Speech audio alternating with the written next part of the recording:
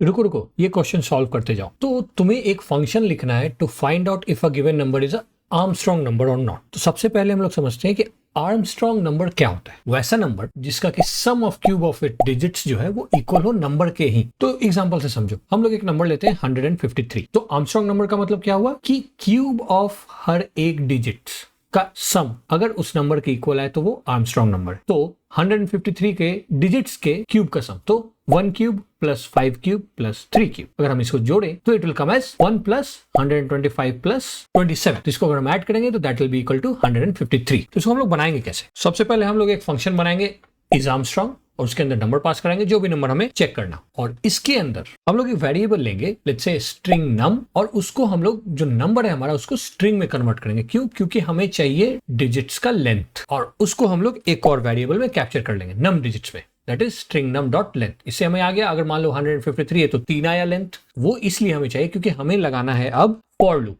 कहां से कहां तक? 0 से नम डिजिट्स के लेंथ तक। अब इस फॉर लूप में हमें क्या करना होगा? फॉर लूप में हम लोग सबसे पहले तो जो हमने नंबर को स्ट्रिंग में कन्वर्ट किया उसको हम लोग फिर से कन्वर्ट कर लेंगे डिजिट्स में। हाउ? पार्स इंट मेथड से। तो पार्स इंट मेथड में हमने स्ट्रिंग नम ऑफ आई उठाया, वो डिजिट सिर्फ, और उसको हमने कन्वर्ट कर दिया नंबर में। आफ्टर दैट हम लोग एक और वेरिएबल को यहाँ पर डिक्लेयर करेंगे, सम इक्वल्स टू 0, क्योंकि सम हमें चाहिए। अब इस सम को हम लोग यहाँ ऐड करेंगे। कहाँ ऐड करना है भाई? यहाँ पे। That will be equals to math dot power of digit and number of digits. तो ये क्या हुआ? डिजिट तो हो गया हमारा जो भी हमारा नंबर था, एंड नंबर ऑफ डिजिट्स जो लेंथ था उसके क्यूब करना है। क्योंकि हमारा नंबर 153 था तो डिजिट्स था 3, इसलिए हमने क्यूब कराया। अगर हमारा नंबर ऑफ डिजिट्स 4 होगा तो हमें टू द पावर 4 करना। तो ये हमने डाल दिया। जितना भी नंबर डिजिट्स हो इररिस्पेक्टिव, हमें कोई टेंशन लेने की जरूरत नहीं, वो डायरेक्टली यहां से वो पावर हो जाए। Once this is done, for loop के बाहर हम लोग एक बार चेक करेंगे रिटर्न स्टेटमेंट में sum is equals to num और not, that is strict comparison. तो अगर ट्रू रहा तो ट्रू आएगा, फॉल्स रहा तो फॉल्स आ जाएगा। इसको टेस्ट करते हैं। See we are getting true. अब अगर हम लोग that is 372 then test it, so we are getting